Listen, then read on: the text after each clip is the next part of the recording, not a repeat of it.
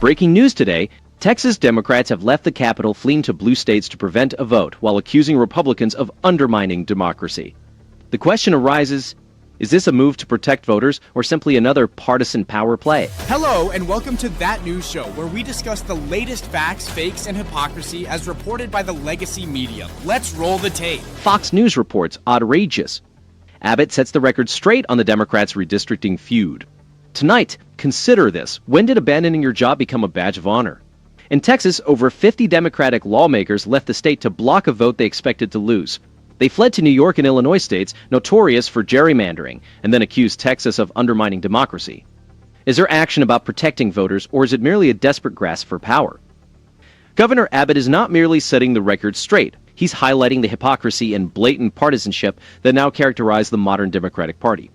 While the media cries foul over a so-called legal insurrection, the true scandal lies in Democrats jeopardizing flood relief for their own constituents to maintain their hold on power.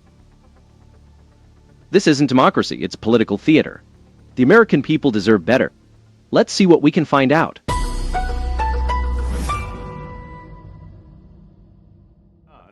Just a small fraction of them were needed to break a quorum, and that small fraction is holding hostage legislation in the state of Texas where we will be able to provide assistance and reform for all of the victims of that horrific flooding that we've had in the state of Texas. A few lawmakers are all it takes to bring the Texas House to a standstill, and that's precisely what's happening. A small but determined minority is blocking crucial legislation designed to aid Texans affected by recent floods. Instead of fulfilling their duties, these Democrats have chosen to flee, abandoning their constituents and the legislative process in favor of partisan tactics. This isn't the first time Texas Democrats have left the state to prevent a quorum.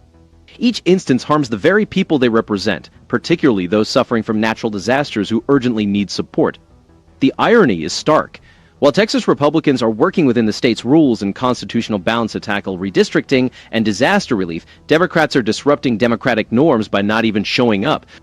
Also, the same Democratic leaders criticizing Texas's redistricting efforts are themselves planning aggressive gerrymandering in strongholds like New York.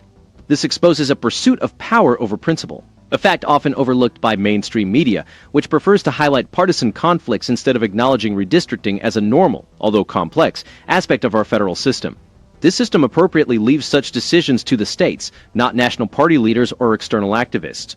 At the heart of this issue is Texans' right to self-governance and to address crises without external political interference. The Republican majority, supported by President Trump and his administration, is striving to ensure fair representation and immediate support for flood victims. In contrast, Democrats are using this urgent relief as used for their political maneuvers. Texans deserve a government that is present and fulfills its promises. So that Donald Trump could steal these communities' power and voice. I have two main questions. How do you respond to his accusation that you're using a racist tool to do this? And the second question I have, if you could wrap it into this answer, is why now? Why do you need to do this in the middle of this session? Sure. So what he just said is totally bogus. First, for redistricting purposes, it's not done for racial reasons. However, the racial outcome is this, and that is the district lines will solidify the Barbara Jordan African-American district in the claim that Republicans are using redistricting as a racist tool is unfounded and serves as a distraction from the real issue. Democrats are clinging to power through procedural maneuvers rather than policy. In Texas, the new district lines aim to preserve minority representation, notably strengthening the Barbara Jordan district in Houston, a cornerstone of African-American political influence. Far from reducing minority impact, the proposed map maintains and even enhances minority-majority districts, challenging the narrative of racial exclusion. The timing of this redistricting is driven by constitutional obligations in recent court rulings, not by any sinister motives. When legal precedents change or courts pose constitutional queries, state legislatures must respond, irrespective of the political timeline. Democrats may label this a mid-session power grab, but Texas, like all states, has the right to adjust its districts to comply with legal requirements and ensure fair representation for all its residents. This is a key element of federalism and local governance, principles that conservatives uphold against increasing national interference from Democratic leaders and external activists. The hypocrisy of Democratic leaders is striking.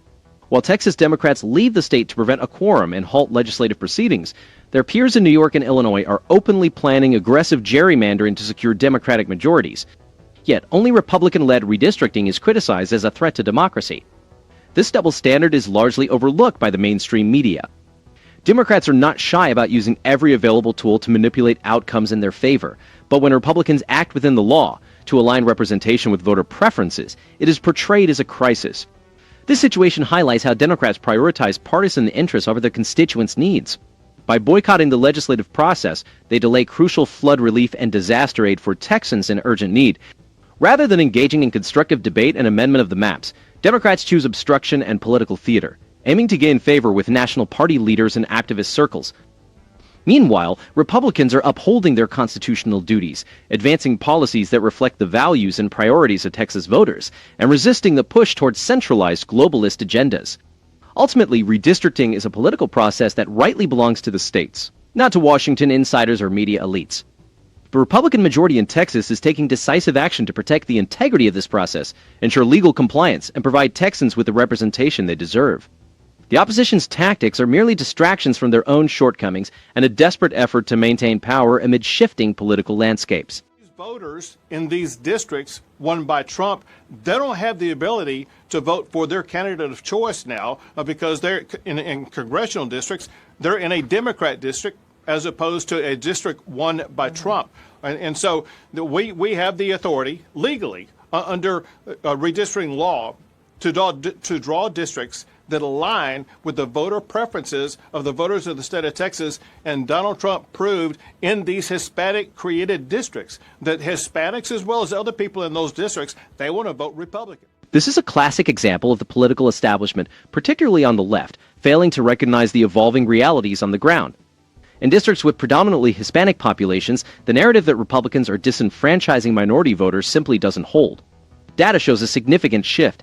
A decade ago, nearly two-thirds of Texas Latinos identified as Democrats. By the end of last year, this number had dropped to less than half. This seismic shift is no accident. The assertion that redistricting prevents voters in these Trump-won districts from supporting their preferred candidates overlooks a core principle of representative democracy. Districts should reflect the will of their residents. As many Hispanic voters consistently choose Republican candidates, it is both logical and fair for the state legislature to adjust districts accordingly.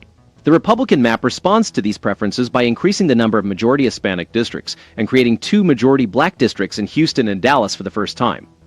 This is not voter suppression, it's representation. Fox News has effectively highlighted the hypocrisy of Democratic leaders in states like New York and Illinois who criticize Texas's redistricting while engaging in aggressive gerrymandering themselves. Their coverage points out that the Democratic exodus from Texas is more about clinging to power than protecting voting rights. Fox could enhance their reporting by including independent legal experts to discuss the constitutional and statutory grounds for Texas actions, and by using more visual data, like maps showing demographic and voting patterns, to illustrate the significant shifts in these communities. Where Fox could improve is in pressing the Republican Party to sustain these gains by delivering on policies, particularly regarding border security and economic opportunities, which attract Hispanic voters to the GOP. Often, the focus is more on the political dynamics than on the substantive reasons behind the realignment. A more balanced critique would involve holding both parties accountable for their past failures, especially the previous Democratic administration's globalist policies that alienated working class and minority voters. In essence, when Hispanic voters in Texas opt for Republican representation, it reflects genuine Democratic choice, not manipulation. The Republican majority is catering to the electorate's preferences, not enforcing an external agenda. Meanwhile, Democrats are relocating and decrying foul play, all while planning their partisan redistricting strategies. This hypocrisy is the true violation of self-governance. The mainstream media selective outrage only obscures the real political realignment occurring in places like South Texas, where voters are increasingly choosing representatives who align with their values and priorities. So very simply, it would be bribery if any lawmaker took money to perform or to refuse to perform an act in the legislature. And the reports are these legislators have been both, they sought money and they offered money to skip the vote, to leave the legislature, to take a legislative act. Bribery in the legislature, if proven, represents not only a legal violation but a profound betrayal of public trust, undermining the essence of representative government. When lawmakers are suspected of exchanging money for legislative influence, such as skipping votes or neglecting their duties, it directly attacks the accountability and transparency expected by taxpayers. Consider the implications if entities like your local school board or city council were susceptible to bribes to avoid difficult decisions. This would burden families and small businesses with higher taxes, reduced services, and a pervasive climate of uncertainty. Unchecked corruption has consequences that extend beyond the state capitol.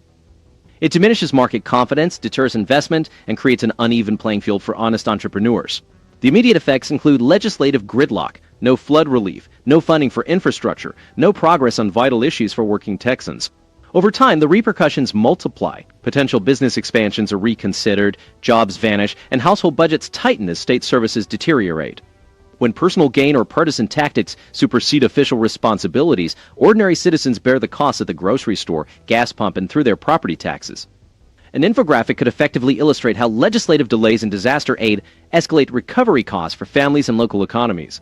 For instance, each week of inaction could result in millions more in damages, lost wages, and increased insurance premiums for homeowners and small business owners. Industries such as construction, retail, and agriculture all suffer when state government stalls due to political disputes. The hypocrisy is particularly striking. While Democratic lawmakers escape to states like Illinois and New York, known for aggressive redistricting and secretive deals, they criticize Texas Republicans for undermining democracy. When similar strategies are employed in these blue states, there is often silence or even approval from the national media and Democratic leaders. This isn't principled opposition. It's a blatant power grab leading Texas families and businesses to foot the bill.